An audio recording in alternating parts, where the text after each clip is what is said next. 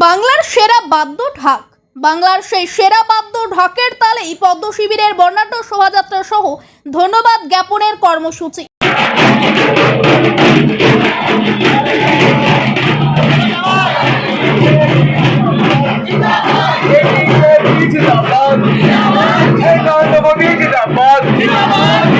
মহান দেশের মহান নেতা নরেন্দ্র মোদী জিন্দাবাদ। আমাদের মুখ্যমন্ত্রী শুভেন্দু অধিকারী জিন্দাবাদ। বুঝে নাই পশ্চিমবাংলার সমস্ত দপ্তর দায়িত্ব বুঝে নিয়ে নিজের নিজের দায়িত্ব পালনে অগ্রণী হয়। সাধারণ মানুষ যাতে কোনো রকম হারাস না হয়, সোনার বাংলা গড়ে তুলতে সহযোগিতা করুন।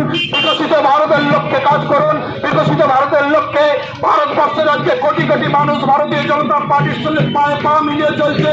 এই বাংলার মানুষ তার ব্যতিক্রম নয়। বাংলার লক্ষ লক্ষ মানুষ 2026 বিধানসভা নির্বাচনে রাজ্যে বিপুল জয় পদ্মের, আর ভরাডুবি হয়েছে জোড়াফুল তৃণমূলের। বিজেপি নেতৃত্বের কথায় জনতা জনার্দনের আশীর্বাদেই বিজেপি এবার বঙ্গ জয় করতে পেরেছে।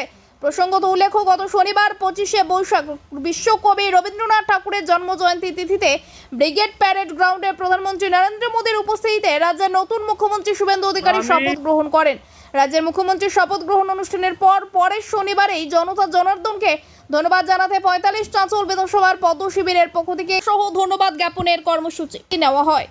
আর ওই কর্মসূচির অঙ্গ হিসেবে 45 নং চাঁচল বিধানসভা চাঁচলের হাসপাতাল মোড়ের পাশে চাঁচল রাজ আমলের ঐতিহ্যবাহী 300 বছরের বেশি প্রাচীন শিব মন্দির প্রাঙ্গণ থেকে এদিন একটি বর্ণাঢ্য শোভাযাত্রা বের করা হয়।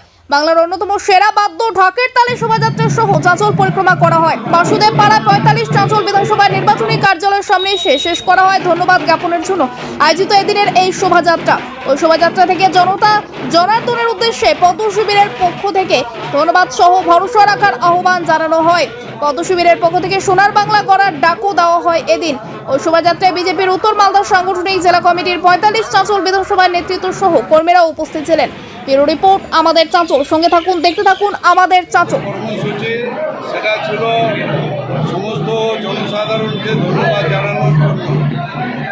পশ্চিমবঙ্গের ভারতীয় জনতা পার্টি যে ক্ষমতায় বসেছে আর সাধারণ জনগণের ভোট দিচ্ছে বলে বসেছে। আর আমাদের যে চাঁচল বিধানসভা, আর সেখানেও দেখা গেছে ভারতীয় জনতা পার্টির পক্ষে আর ব্যাপকভাবে ভোট হয়েছে। আর সেই কারণে সমস্ত জনসাধারণকে ধন্যবাদ জানানোর জন্য আজকে সভা। আমার বর্তমান দায়িত্ব জেলার সহসভাপতি এবং যে সদ্য যে বিধানসভা, আর সেখানে 45 বিধানসভাতে আমি ভারতীয় জনতা পার্টি আর প্রতিদ্বন্দ্বী প্রার্থী হিসাবে প্রতিদ্বন্দ্বিতা।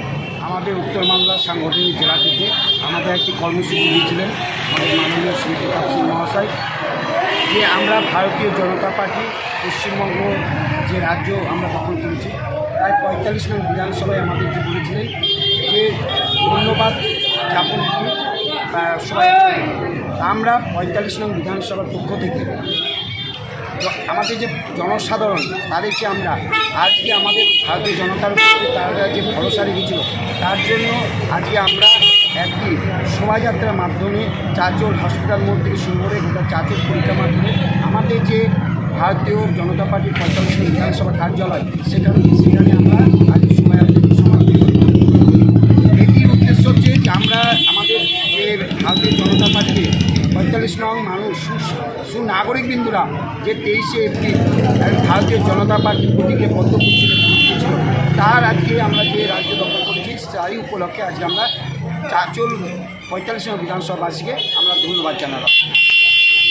সামনে আপনাদের কি লক্ষ্য? আমাদের যে রাজ্য সভাপতি এবং আমাদের যে মাননীয় আজকের মুখ্যমন্ত্রী শুভেন্দু অধিকারী মহাশয়, তাদের দুজনার আমাদের যে সোনার বাংলা গড়ার স্বপ্ন তিনি অবশ্যই পালন করবেন। আর তাদেরকে আমরা সহযোগিতা করব যে আমরা ভারতীয় জনতা পার্টির কর্মীরা তাদের সাথে সঙ্গ রেখে যিনি যা আমাদের নির্দেশ পাঠাবেন সেই আমরা নির্দেশ পালন করব। তার জন্যই ভারতীয় জনতা পার্টি হচ্ছে সরকার, তাই আমরা প্রত্যেকেই একদম সোনার বাংলা গড়ার জন্য তৈরি। জীবনে 35 বছর বামফ্রন্ট সরকারকে দেখেছি, তাদের প্রতিশ্রুতি দিয়েছে, কোনো কাজ হয়নি। তারপরে 2011 সাল থেকে আমি দেখলাম 2026 সাল পর্যন্ত আমার জীবনে তারা যে প্রতিশ্রুতি যে দিয়েছে তৃণমূল সরকার বঞ্চিত করেছে।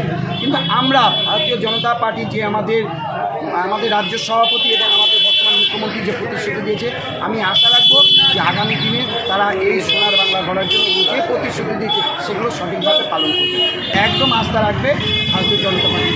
আমার নাম প্রশান্ত পাল, কি দায়িত্বে আছেন? আমি ভারতীয় জনতা পার্টির 45 বিধায়ক সভার কনভেনর। আজকের যে কর্মসূচি, সেই কর্মসূচিটা ছিল আমাদের, সেটা হলো রাজ্যবাসীকে আমাদের ওপর যে ভরসা রেখেছে, আমাদের সরকারের ওপর যে ভরসা, সেই ভরসা রাখার জন্য আজ আমরা রাজ্য জুড়ে যে আমাদের যে ভরসা, যে কথাটা ভরসা রাখা জন্য ধন্যবাদ জ্ঞাপন, সেই কর্মসূচি আজকে আমরা চাতল 45 নম্বর বিধানসভায় করলাম এবং সেই ভরসাতেই আমরা সমস্ত পশ্চিমবঙ্গবাসী থেকে শুরু করে আমাদের 45 নম্বর বিধানসভার সমস্ত মানুষকে আমরা শুভেচ্ছা জানালাম আমাদের ওপরে আস্থা রাখার জন্য।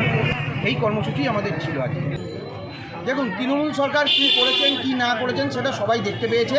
তবে এইটুকুনও বলতে পারি, আজকে আমাদের মুখ্যমন্ত্রী পদে বসা 7 দিনও হয়নি, তারপরে উনি যে যে কাজগুলো নিয়ে এসছেন, আজকে দেখুন আমাদের যা যা প্রতিশ্রুতি দেওয়া হয়েছিল, যে ভোটের আগে যেটা বলা হয়েছিল তার মধ্যে অধিকাংশই উনি কিন্তু শুরু করে দিয়েছেন কাজ। ওপর থেকে নির্দেশ আছে সর্বপ্রথম মানুষ যাতে কোনো রকম কোনো অসুবিধার শিকার না হয় সেটা কিন্তু দেখতে বলেছেন। তার জন্য যদি বিজেপির কর্মীরাও কোনো রকম কোনো গাফিলতি বা কোনো ভুল কাজ করে, সেই ক্ষেত্রে বিজেপির লোকরাও পানিশমেন্ট পাবে।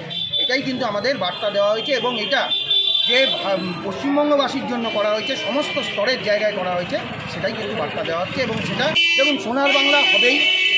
আজকে আমাদের কনভেনার বললেন যে 35 বছর সিপিএম সরকার দেখা গেল, তারপরে 11 সাল থেকে 25 সাল অবধি, 26 সালের ফার্স্ট অবধি আমরা কিন্তু তৃণমূল সরকারকে দেখলাম, যা করেছে সেটা সব মানুষ জানে। তো সেই জায়গায় দাঁড়িয়ে আজকে আমাদের সরকার আসাতেই আজকে দেখুন প্রত্যেকটা জায়গায় কী হারে শান্তি শৃঙ্খলা বজায় রেখেছে। প্রত্যেক ভোটে আপনারা দেখুন, আগে যতবার যত সরকার ছিল প্রত্যেক ভোটে একটা কিন্তু ভোট পরবর্তীতে যে হিংসা, সেটা কিন্তু দেখা গেছিলো। আজকে বিজেপি সরকার আসার পর সেরকম হিংসা কিন্তু কোনো জায়গায় দেখা যাচ্ছে না। সেটাতে কিন্তু প্রথম যে পদক্ষেপ আমাদের মুখ্যমন্ত্রী এবং রাজ্য সভাপতি নিয়েছেন, সেটাতে আমি স্যালুট জানাই তাদেরকে, যে মানুষ সুরক্ষিত আছে, সাধারণভাবে খুব সুবিধাভাবে বাড়িতে বসবাস করছে। আমরা বার্তা দিতে চাই, সোনার বাংলা অবশ্যই হবে। সময় ধরুন, সময় রাখুন। যে সোনার বাংলাকে গড়ার কথা বলা হয়েছে, সেটা অক্ষরে অক্ষরে আমাদের মুখ্যমন্ত্রী এবং রাজ্য সভাপতি এবং আমাদের মোদিজির যে স্বপ্ন, যে বাংলাকে সোনার বাংলা করবেন, সেটা পূরণ হবেই। আমার নাম অয়ন রায়, আমি হচ্ছি ডিস্ট্রিক্ট কমিটির এক্সিকিউটিভ মেম্বার। আপনারা জানেন ভারতীয় জনতা পার্টি আজকে ভারতবর্ষের